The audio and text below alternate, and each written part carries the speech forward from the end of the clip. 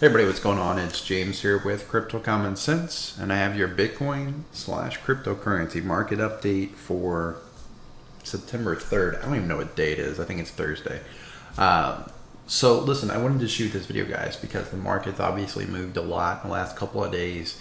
And, as always, when the market moves, a lot of emotions start to run high, and you see a lot of opinions that go from one extreme to the other. So I wanted to try to introduce a little bit of logic and a little bit of maybe calm into the market. So if you're feeling panicky right now or feeling FOMO or any of that stuff, maybe I can help to at least get you to think rationally if you're not already. So before I jump into the content though, please do me a huge favor, hit that thumbs up button, make sure you subscribe to the channel, and make sure you check the description. There's a link where you can join Patreon, and the Patreon gives you a lot more frequent updates. I typically post in there almost daily. I don't want to say every day, but usually it's every day. I post quite a bit in there, charts and updates and things like that. And it's just $7 a month. So that helps to support the channel and obviously gives you access to more frequent, updates.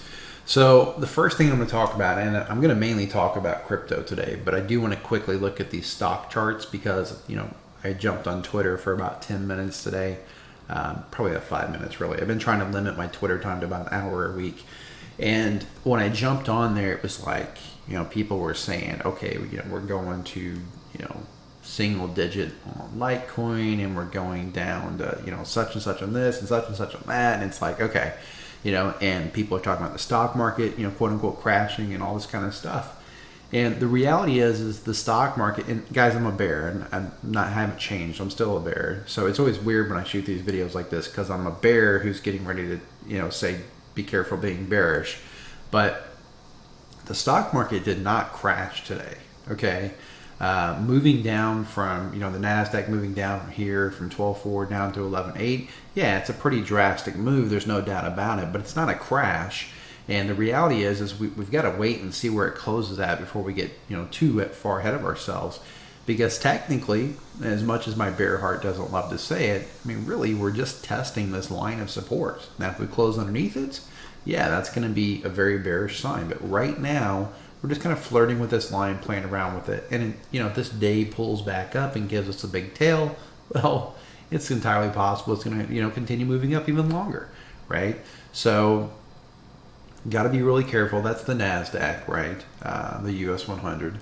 And over here we get the US 500, which is the S&P 500. And if you take a look at it, same deal. Yes, it looks drastic. Yes, it's a big candle compared to a lot of these other candles, right? I think it was about a 2% move. Let's check.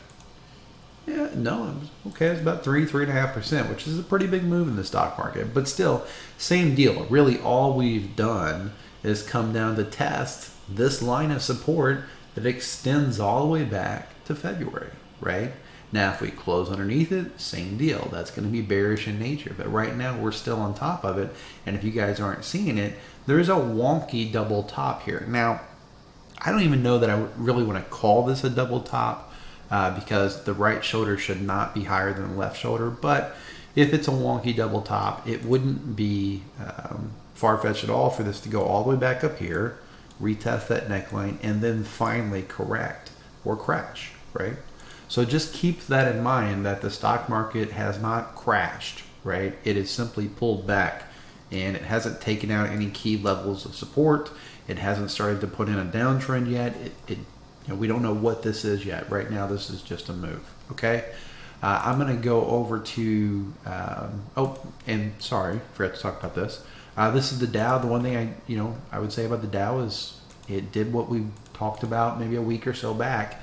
It did fill in this gap up here, so maybe that was the move. Maybe that's all it was planning to do, was fill in that gap. We really don't know. But same deal. It hasn't taken out any key support or anything. I don't think I drew a line on this one. Let's see. Yeah, same deal, right? You got this really smooth line of support, and it's coming down to retest it. So I need to see those break before I get uber bearish. So now what I want to do, and I'm in a trade, so I'm kind of looking at both screens here. But what I want to do is talk about Bitcoin. We'll try to keep this fairly short.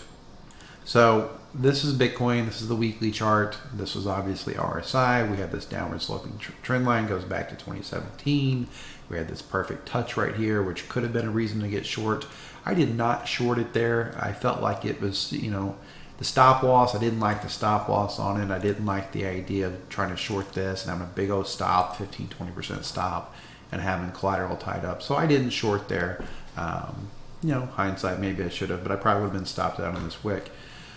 It has moved down off of that, so resistance stood its ground, and we did move down off of it. And really, if you're looking at a weekly chart, the first line that I care about on a weekly is going to be that 19-week moving average, which I talked about either in the last video or maybe the video before, and I've talked about many times over the last year or so. We got too far away from it, and when you get too far away from that 19 moving average, we tend to come back to it. So watching that line with a lot of interest. It's down around 99.59 right now, so just under 10 grand. Okay, and of course I'd be watching 10 grand very close because it's that psychological level, right? That 5-figure level. So that's kind of what I'm seeing in the weekly chart. Nothing really major going on, just hit resistance and just getting a pullback so far. This again, same thing as with stocks. This is not a crash. This is simply a pullback unless it continues to move down. Okay.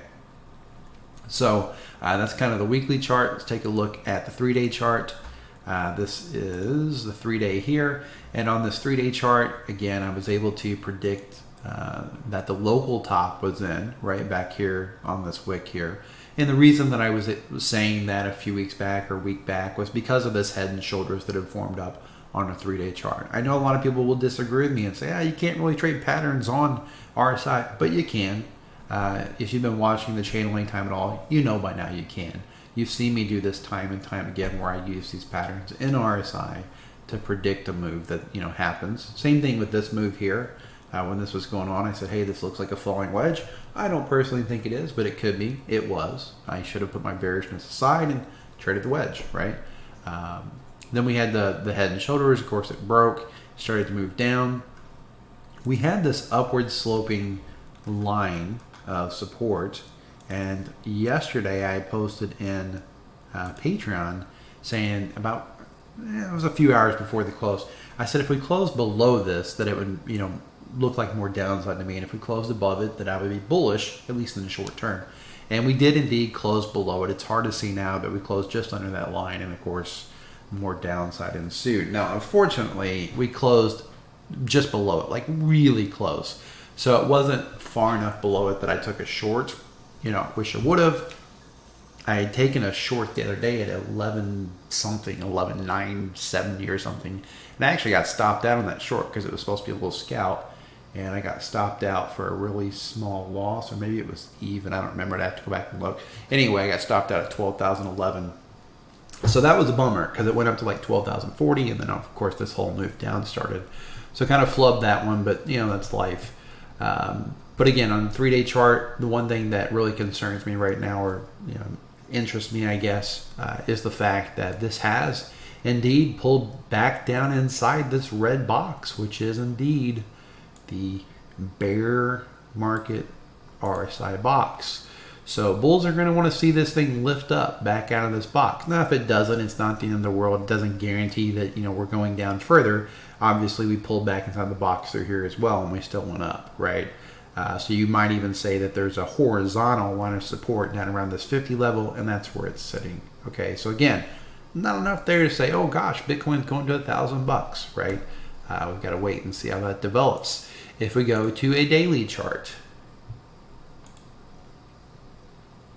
so on the daily chart, we've got quite a bit of lines. I'll try to walk through these fairly quickly. Going to turn volume off for now just because, actually, no, I'm not. Let's leave it there. What I'll do is this. On the price action here, we had a couple different patterns that I was watching. We had the rising wedge. We broke out of it. It has a target down around 10.1.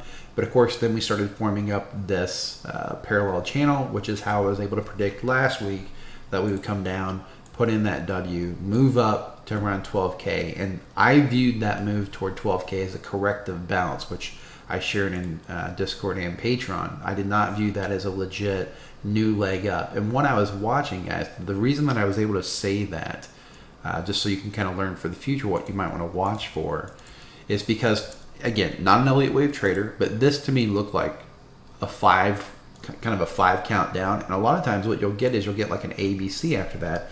And the ABCs typically go to the 61.8. So if you draw fibs on here, turn magnet on, draw this down, right there's the 61.8, so 11,957. So that's what it looked like was a corrective bounce before more downside. And if that's the case, and if you believe that was the case, which I did, then you could draw a Fibonacci extension. It looks like this, and it gives you a target. In this case, the target was down around 10.7, so the target was hit. Okay, but we have broke obviously well outside of this parallel channel, so I think that's out of play now. And what we've done is we've actually come down and we've tested this range low back here, this 10.546. So it's going to be interesting because right now, again, people are getting super duper bearish and everything, and maybe they're right, but I always, I don't like being bearish when other people are bearish, and you guys have probably noticed I tend to go against the grain a whole lot. And it's not because I'm a counter trader. It's not like I look at what people are doing and go, oh, I'll do the opposite. It just happens to be the way that I view things. It typically goes against what most people believe. So when everybody else is bullish, I tend to be bearish. When everybody else is bearish, I tend to be more bullish. I'm still a macro bear, but I'm very curious to see what happens here. This could definitely just be testing this range low. It could also just go in and fill in this gap, right, and kind of hit the target from this rising wedge. So there's a few targets there that make sense, but I don't see anything in this chart that makes me go, oh gosh, I think we're going to $1,000 this month, right? Nothing like that. It just looks like a big move down. It just looks like a corrective move, that's all, right? So we'll kind of have to wait and see. If I look at the RSI, we had this downward sloping resistance. We actually peaked out of it, unfortunately. Peaking out of it is one of the reasons that I went ahead and closed that short where I did. And again, I got stopped out, but I had a really, really tight stop. And I think I lost like 0.25% or something off the top of my head. And mainly it was because we did peak outside this box. It kind of shook my confidence a little bit that the move was corrective, this ABC. I thought, well, hell, maybe I'm wrong. Maybe this is going to be a UTAD, and it's going to go up and take this out. Second guess myself, and that's the way it goes sometimes. But we did indeed move down. We're now well below the line of support on the daily, and of course underneath resistance. So RSI looks pretty rough on the daily, right? I will definitely say that. And all these gaps, we know that gaps like to fill, so there's definitely some stuff down here that makes me think we will move down eventually. I just don't know when it will be, right? It could very well be that this bounces back up and tries to test the bottom of this before further downside. And one thing that you might not be seeing on this, but I need volume to show you, so let's put volume back on there. This is actually a wonky head and shoulders. You've got a left shoulder over here, you've got a head here, and you've got a right shoulder here. And you can see that the volume confirms this. We had higher buying volume over in the left shoulder, lower buying volume in the middle, and now we're having the higher sell volume, right? Well, it's wonky, so it's kind of tough to figure out where your lines are going to be at. But me personally, I would say this is the neckline of that head and shoulders, right? That's what I would say. And again, it's wonky, so it's not perfect. But I would say the neckline looks something like that. And if so, it would be entirely, textbook to come back up to 11.1 on a bounce like this, and then get the downside, right? I don't really want to be rushing into shorts at this point. Late shorts very rarely work out. You typically get stopped out on some type of bounce. And especially when you start looking at charts like the 4-hour chart. Let me get rid of all these lines. If you start looking at the 4-hour chart, we were actually sitting down here, this 4-hour candle that just closed at 22.39 RSI. Now, RSI is not the end-all be-all, but I do like to look at it, compare it historically, how many times have we got down there, what happened when we got down there, and 30 is considered oversold, 22 is very oversold. And to put it in perspective, the last time RSI got to that level was actually way back in March, and we all know what March looked like, right? So again, I don't want to be shorting an asset that is that oversold. But when we look at this 4-hour chart again, we had some hints here. I talked about these hints in previous videos. We did have the death cross back here. And in fact, when I talked about the death cross, I mentioned how, we had one of these back here. Let's find it. This death cross here happened, and that you had to be careful because it pumped up first to wash out early bears and then dumped. And we just had the same thing, right? Death cross happened, early bears try to short this thing, it pumped up, washed them out, and then it finally dumped, right? And same thing, you know, I talked about the fact that if we broke below the 250 and we closed underneath them, it would make me bearish. We did. That happened back here on September 2nd on, you know, the candle that closed at 7 a.m. Central Time, right? And then more downside. So all, you know, there's people on Twitter. I saw somebody today on Twitter with a fairly large following saying, if you didn't lose money today, you're either lying or you weren't in the market or something like that. And that's just a silly thing to say. You know, the move wasn't like some kind of out of right field, like, oh my God, nobody could have saw that coming. Of course you could see it coming. Doesn't mean you know, could get accurate enough to short it, but I don't know anybody that should have been longing back here, right? That didn't make any sense to get caught on the wrong side of this thing. I'm not saying that you know, had 100 reasons to, you know, make money, but you definitely had reasons to avoid losing money. There was no reason to be longing Bitcoin once it lost these levels. I mean, it just doesn't make any sense, right?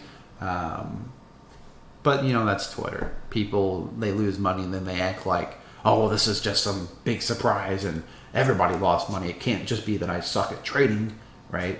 I mean, I don't get that. And the whole thing is, when you act like that and when you think like that, you're basically blaming the world for losing money. You're never going to learn, right? You got to take responsibility and say, oh, you know, I screwed up. I should have saw that. I didn't see it. Next time I know to watch for it, right? It's really not that big of a deal. But anyway, you know, like I said, I want to shoot the video. I do want to keep it fairly short because I got a lot of stuff that I'm working on, and I'd like to, you know, stay on track with that versus procrastinating by shooting videos for YouTube. But, you know, bottom line is this: I see a lot of, you know, people bearish. I'm still a macro bear. I still think that stock market will eventually crash. I still think crypto will eventually crash. But in the short term, right now, all I'm really seeing is a pullback, and I'm seeing severely oversold conditions on Bitcoin. So if there is going to be more downside, me personally, I want to wait for some type of bounce before I try shorting this thing. So, you know, again, same thing with the stock market. I want to wait and kind of see where this stuff closes at before I get too overly bearish. And because I do think the stock market and crypto are correlated, you know, if the stock market closes on top of support and looks like it's going to put another leg up, that's going to influence my thought process when it comes to Bitcoin and cryptocurrency as well. All right. One thing you know what, I want to talk about one thing and one more thing only in this video. And I suddenly got the hiccups, which was perfect timing. I did see people getting really bullish on Litecoin the other day, and I had actually shot a video saying I was watching it closely, but they were like really bullish like 2 days ago. Some people on Twitter, some fairly big people on Twitter. And guys, I just want to say this. I'm not going to call anybody out because no one's right 100% of the time, but you really need to make sure that when you do see somebody that's posting really bullish stuff, that you try to find why they're bullish, right? Other than just them saying so. Because when I looked at the USD chart like a week or so back, I was like, okay, Litecoin might be, you know, kind of a late bloomer here. Maybe it's finally going to break out. But once Bitcoin started pulling back, Litecoin started falling exactly. And all that bullishness that I had for Litecoin went out the window. And it did the same thing. Like if you zoom in on this thing, it, you know, this is actually a corrective move back up to the 61.8, right up to the 61.8, and then boom, dump. And if you look at this thing on a larger time frame, guys, it doesn't get any cleaner than this. This is a really, really long downtrend. You have RSI in May of 2017. That's the peak, and it's been going down, making lower highs ever since, right? You have price that made its highest high in obviously December of 2017, and same thing, lower high, right? Lower high, lower high, lower high, lower high, lower high, lower high, all lower highs. That is not an uptrend. Somebody on Twitter actually said something to me about, you know, basically they thought this was an uptrend. Where? There is no uptrend here. This is a downtrend, right? And then right here, what you had is you actually had a divergence running from February all the way through August, right? Where RSI made this higher high, but price made a lower high. If you are in a downtrend, right, and you have RSI making higher highs while you have price making lower highs, that's actually what's called hidden bearish divergence. And it's not a trend reversal. That's what this person was saying was, oh, these trend reversals aren't that, you know, big of a deal or whatever. It's not a trend reversal. Hidden bearish divergence is a trend continuation. That's a signal that the trend is going to continue. If you're in a downtrend and the trend continues, you're going down. That's literally what's, you know, that's what that means.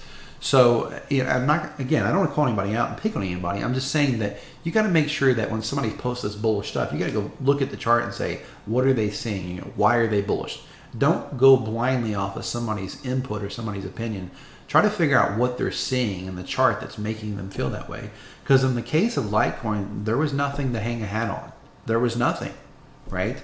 A few weeks ago, a week or so back, yes, it looked like maybe it was going to break out. And when the people are bullish then, I actually tended to agree with them, right? But once this thing put in that corrective move, no, right? So anyway, just, use your common sense, use your logic. Don't let your emotions dictate your decisions, and don't let people on social media dictate your decisions, because a lot of these guys, they're not really trading, right? Or if they are trading, they're trading with small budgets, and they're making a lot of their money through influencer deals. You guys don't know this, but I get emails every single week from companies and coins and different projects that offer me money to basically advertise their stuff on my YouTube channel. Now, I've never done that. I've never actually accepted money from any of them because I don't want to be a shiller. And I'm not saying I will never do a sponsorship or never do a deal, right? But I mean, I've had some pretty decent offers. I had an exchange that offered to sponsor me, wanted to give me a couple $1,000 and for me to trade on their exchange and basically push their exchange. And I turned all that stuff down, right? All I do is do the charts. This is really a hobby. It's kind of a passion. I enjoy doing it. But yeah, I do get those offers all the time, and I don't think people realize that you can actually make quite a bit of money just doing videos, and you don't need to trade, right? You really can make a full-time income just being a quote-unquote influencer in this space.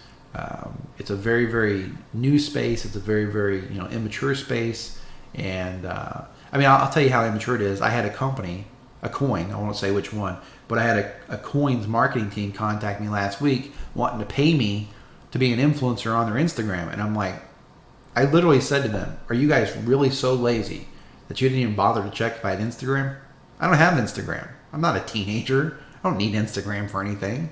I don't play on Instagram, right? But yeah, they wanted me to be an influencer, and they thought I had an Instagram account, and they're just sending out these offers to pay people money, right? Without even doing any due diligence on who the person is or what they're about. They don't really care. They don't care about you. And keep that in mind. There are some good people, but there's way more bad than good. All right, this is James. I'm going to wrap up there. I don't want to be negative. It sounds like I'm being negative, but I'm not. I'm just encouraging you to do your due diligence, and please be safe, right? That's it. Just be safe. Obviously, remember that me personally, I'm just some guy sitting in a spare bedroom. So nothing in the video is financial advice. Nothing in the video is trade advice. You should always do your own due diligence and seek out professional investment advice from a licensed financial advisor before making any type of investment in cryptocurrency, the stock market, or precious metals. If you enjoyed this video, please be sure and give it a thumbs up, subscribe to the channel, and again, please make sure to check the description for a link where you can join the Patreon. That helps tremendously with supporting the channel and helps give you access to more frequent updates. This is James with Crypto Common Sense reminding you to please trade safe.